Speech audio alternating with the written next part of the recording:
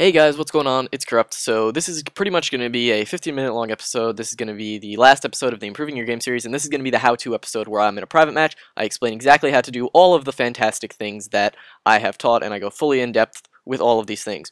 In this episode, we'll be covering how to drop shot, jump shot, strafe, pre-fire, and when to switch to your secondary, and when to do the other things.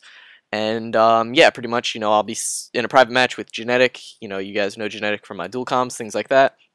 And I'll be going over all those different things. I'm going to be recording the audio in separate parts, so if it kind of sounds like, it's a little screwy in certain parts, that's probably because I had to redo the part or something like that. But anyway, without further ado, let's hop in. I'll go over the classes that I'll be using first, and then, the rest. So the first class that I'll be using is going to be an ACR with a red dot sight, kick, just, for pure accuracy. I'll be using attack insert just for the strict reason of the private match, scavenger so I can get my stuff back, and stalker to show the strafing. Stalker, you don't need stalker to strafe, but it completely, blows out of proportion the strafe, so you guys can clearly see what happens. The next class I'll be using is going to be an MP7, pretty much the exact same class except with steady aim, because submachine guns, I personally am a true believer that if you're using a submachine gun, you should use steady aim because it's going to be a running gun weapon. Steady aim really helps with that. And yeah, the MP7 is my SMG of choice. It's very accurate. Things like that. So yeah, pretty much this will be the class that I'll be using most of the time in the commentary. And the final class is going to be the exact same as the previous class, but I'll be using sleight of hand for the section when I show exactly when you're going to want to switch to your secondary. Yeah, pretty much the 5.7 akimbo is my secondary of choice if I had to pick one.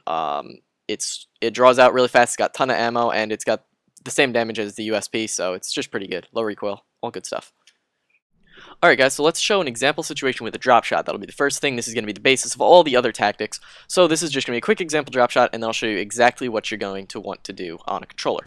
So you guys can see, I run up, drop down to the ground, and I hip spray him down. Okay, so this is going to be a picture of a controller, so I can show you exactly what buttons you're going to want to press. Now, you guys can see the left thumbstick is and the right thumbstick are mainly what you're going to be doing with a drop shot. You're going to want to be setting up on the tactical button layout. To do that, you just go into your options, go to button layout, go to tactical, and that'll basically switch your knife button and your drop button, and you're just going to push down the right thumbstick, move with the left and right thumb, or the right thumbstick mainly, to put your aimer on target, and hold down the right trigger. Alright guys, so let's just watch it one more time, and then we'll head into the jump shot. Okay, the jump shot.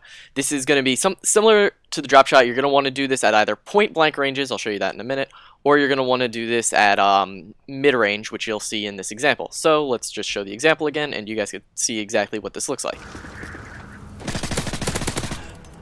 There you go. Pretty straightforward. So this is a little bit more tricky, but what you're going to want to do is you're going to want to jump, and as you're in the air, you're going to want to use the right thumbstick to get your aimer on target, so you'll be using the left and right thumbsticks. You get to your little corner you want to jump, hit the A button, and you move the left thumbstick to move you to the side or forward or wherever, and then while you're in the air, you move your right thumbstick, get your aimer on target, left and right trigger, pop the guy down. And let's watch it one more time just so you guys can see what it looks like again.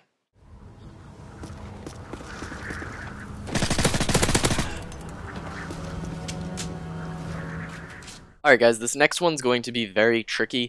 It's a combination of both the jump shot and the drop shot. So people that aren't used to this stuff, it's very tricky. People like me and Genetic that are very used to it, it'll come to you pretty naturally. Pretty much it's a jump shot, but while you're in the air, you squeeze the right thumbstick down while you're getting your aimer on target. Can be a little tricky to hit the guy, but let's watch the example. You guys can see it makes you a harder target to hit.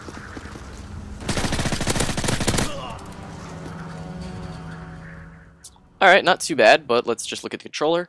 You guys can see what you're going to want to do is literally the exact same thing as the jump shot. You're just going to run around, jump when you feel the necessary moment to jump, whenever the appropriate time is, and then you're going to squeeze the right thumbstick. This is really good for an objective player that needs to... You can also do this just to jump drop to get behind cover. You could do this if you think somebody might be around the corner, but you're not sure. It'll make you a harder target to hit, and it'll scare the people away. Alright, so next up is going to be, like I said before, that the jump shot is very good at point blank range. Mainly because a drop shot at point blank range, when you're prone, it's harder for you to move, and you can see an example here where Genetic's going to try and drop towards me, and I will be able to jump over him or like toward the side of him. So let's watch. You guys can see I did a nice jump drop shot. I turned while I was in the air, and I was able to pick him off before he could even turn around. Okay, so one thing I did forget to mention earlier in this video, but I hope it still helps now, is that there is a counter to the drop shot, and that'll be shown here, and that's that the other person can stand up, and you guys will see I'm gonna get killed here, you know, give Genetic a kill or two, and you'll see I'll show the kill cam. That's the counter in that you can stand up, because dropping prone, you know, you move slower. So let's just watch this. You guys can see exactly what happened.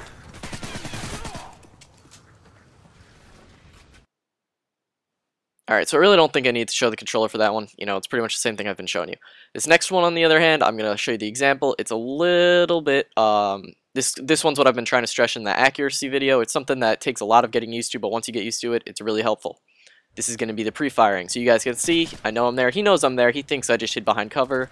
Meanwhile, I went around. You guys can see, I start shooting early, even though I don't know if he moved, and, you know, it ends up getting him killed, gets me first shot, etc. Alright, so I really don't think I need to show the controller for this one that much, but, you know, it'll give me a nice leeway into the next part. But for this, pretty much you're just going to want to, you know, move as you would normally move and squeeze the right trigger a little bit early. It will drop your accuracy rating, but all in all, you'll end up getting your shot on him first, so in my opinion, your accuracy is better, even though the game's accuracy percentage will be dropped. Alright, so the next thing is going to be strafing. Here's an example of me strafing, well, of me not strafing, and exactly what happens. You guys can see in the kill cam, he's chilling, you know, he knows I'm there, or he knows my team's coming from there, and he can just pick me off because I'm standing still. On the other hand, this is with strafing. You guys can see it was a lot harder for him to hit me, and I was able to pick him off really easily. Okay, so pretty much for this one, what you're just going to want to do is you're going to want to get your target on with the right thumbstick, right? And it's all going to be horizontal movements with this one. You can jump shot with this if you'd like, you know, at longer ranges though, strafing is what you're going to do because jump shotting and drop shotting won't actually make a difference. But strafing does help a lot. So you're just going to do horizontal movements of the left and right thumbstick, maybe behind cover or wherever. It'll make you a harder target to hit, and it'll really, really help. Alright guys, so this final part is going to be switching to your secondary weapon, when to do it. So if you ever find those moments where you're almost out of ammo in your clip, you think you might have enough to kill somebody, but you're not sure, this is when you're going to want to do it. I always like to have a reliable secondary. You know, I've been playing Team Defender and using a launcher. Sometimes it gets me screwed over.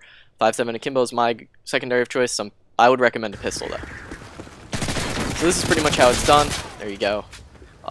Yeah, let's go into the controller. I can show you what happens.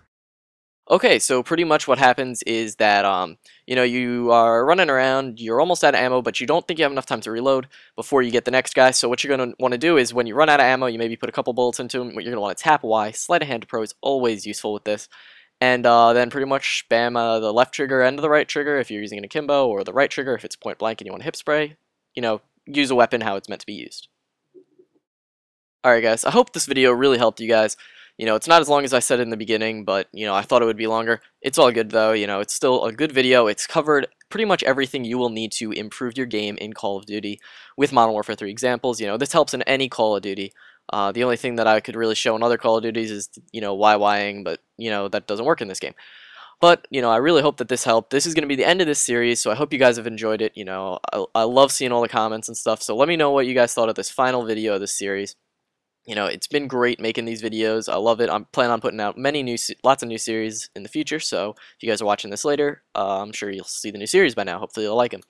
But, yeah, so I hope you guys enjoyed this. If you did, drop a like, give me a thumbs up. If you didn't, leave a comment, let me know why you didn't like it, and maybe I can make another video that will be better for you. Anyway guys, so here at the very end, Genetic, he started up his channel finally, and I'm giving him a little 15 seconds of fame. You guys can check the description for his channel. What's up everybody, it's Genetic. Hope this gameplay helped you with your skills, talked to you a lot about it. Go check out my channel, link will be in the description of the video. I will be bringing you some gameplays of Call of Duty and possibly Battlefield if you want. Thank you for watching this, and please subscribe.